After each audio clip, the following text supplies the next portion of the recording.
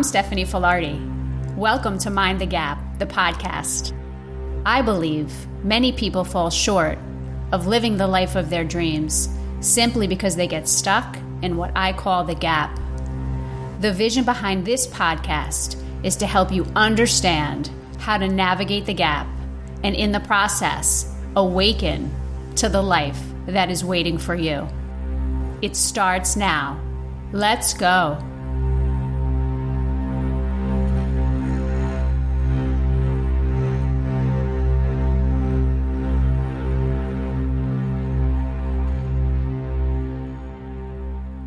In today's episode of Mind the Gap, I want to speak about the summertime and this place of transition. So for many of us, the summertime brings increased activity, maybe changes in activities. Some of us are going on vacation, maybe school's out and we have our kids at home. So many different scenarios. And what I have noticed is that sometimes when our routine changes, we get stuck. A lot of times when we have structure, we're used to that structure. And when something shifts in the routine, whether our routine or those in our life, we can sometimes find ourselves in this place of feeling a little bit lost. So the message today is to encourage you to use the summertime as an opportunity to notice those transitions and notice those places where maybe you're feeling stuck.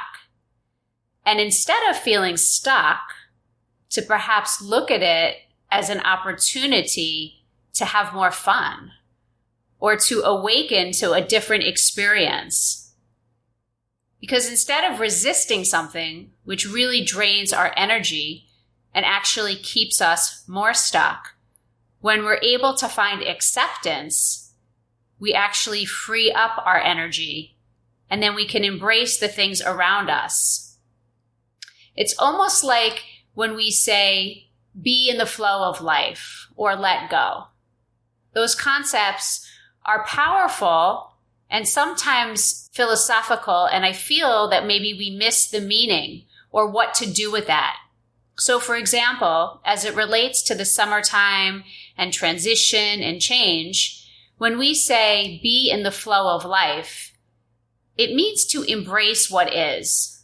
So if your children are home from school, let's say, and your routine has shifted because you're required to perhaps do more things with them, do more activities with them, and maybe you're missing out on your own time for self-care, how can you find ways to include them perhaps in things that you're interested in doing?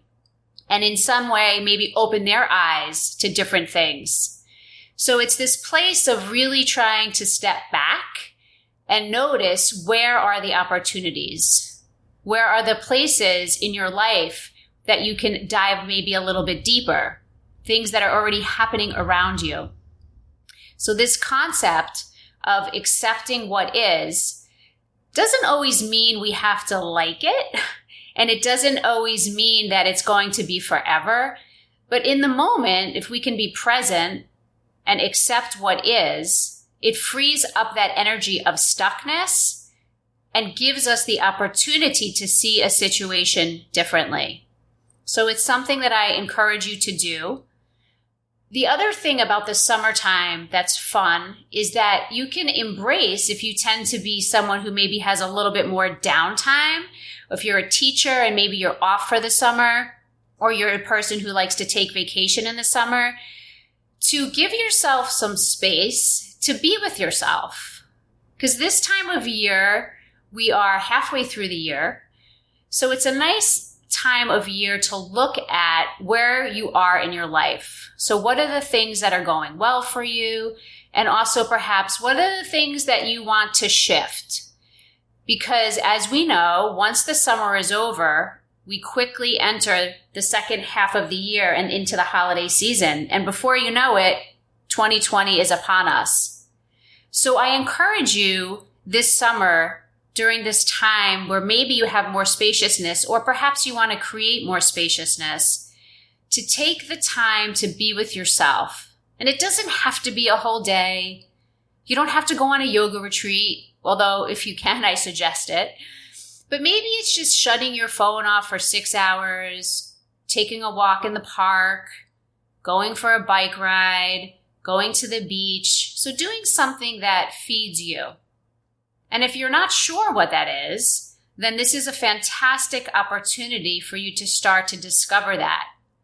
So that when summer ends and we're in another transition of activity and also weather, and some of us are more or less sensitive to the sunlight and the light during the day, so that you are prepared mentally and emotionally to navigate through that, right? Because sometimes in our life, when we have changes and transitions, we get caught. Another thing I want to encourage you to do, if it's something that you're not already doing, is to have one thing that you do on a daily basis, without fail, that grounds you.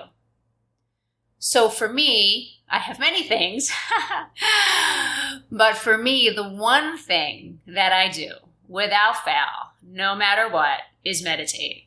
And I like to say, if I don't meditate, then I will medicate. And I mean that with all due respect.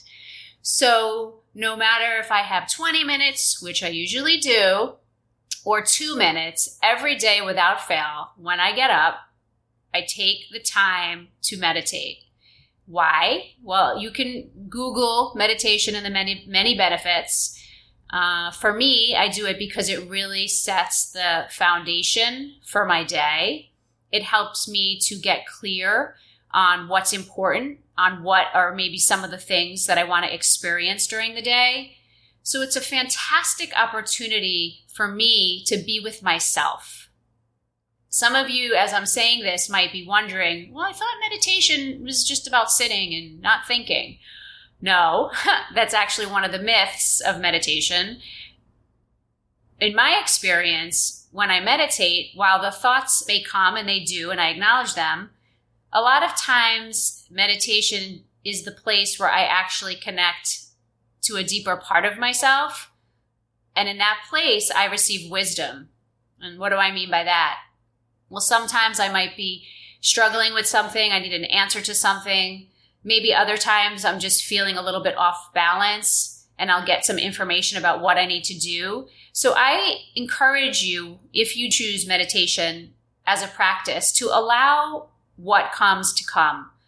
And if you're noticing yourself in a constant stream of thought, then you just notice it. And the gaps between the thought are the meditation, right? So like with anything, the more you practice, the easier it becomes.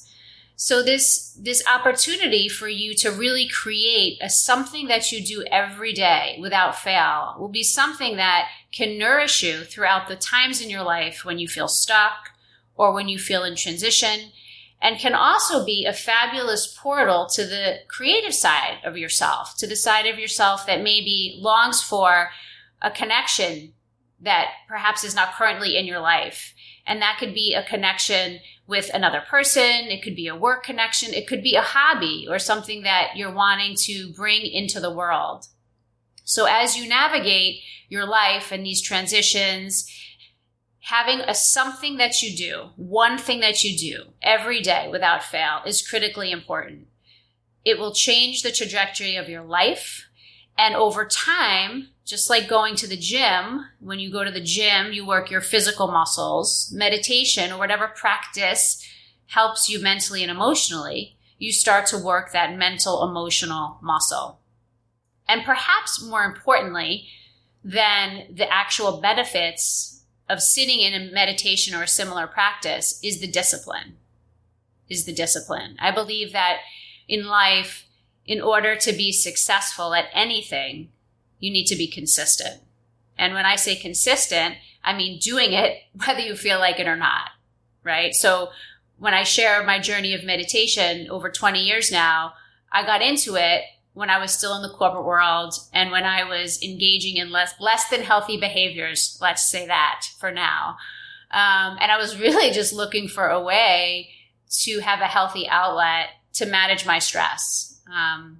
And I turned to meditation. So yes, when I initially got to the cushion, it was out of need and I guess some desperation. I was searching.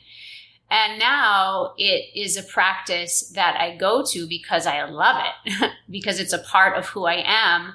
And it's like getting dressed in the morning. It's not even something that requires discipline. But in the beginning of anything you do, even things that you love and even things that are good for you, human nature is such that we will sabotage. And that if we can sit on the couch, most of us will. So I encourage you to decide on what you will commit to and then practice it.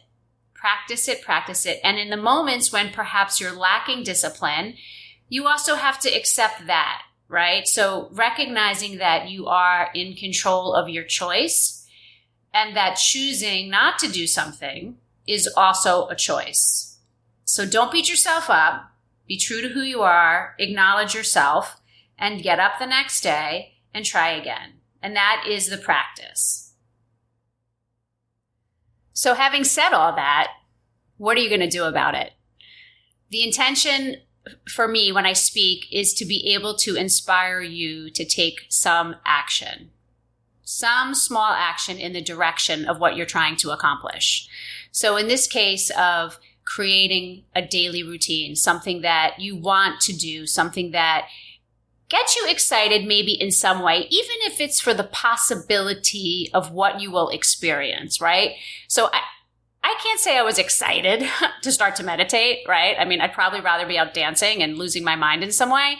However, I was motivated to feel better and to have other ways to manage my life.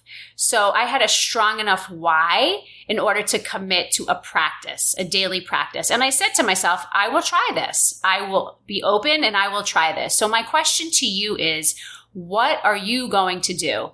Are you going to recommit perhaps to an existing practice you have that maybe kind of has gotten lost in the shuffle of life? Or maybe it's time for you to find something new. Whatever it is, I encourage you to commit today and perhaps even start a journal of what it is that you're choosing to do and notice your progress. So maybe once a day you check in, once a week. It's important to measure what you're trying to do. It's important to have accountability to yourself. And if you're the type of person that needs somebody else to hold you accountable, awesome. Reach out to that person and ask them to check in with you. So I leave you today with this question. What are you going to do about this? What are you going to do about creating a morning routine, an evening routine, something that you can plug into every day that nourishes your body, your mind, and your spirit, and that helps you really move along the path of your life to what matters to you? I'd love to hear. If you want to share with me what you're up to, you can email me at Stephanie@BronxvilleWellness.com. That's Stephanie@BronxvilleWellness.com. That's STEPHANIE at Bronxville, BRONXVILLE, wellness.com. Talk with you soon.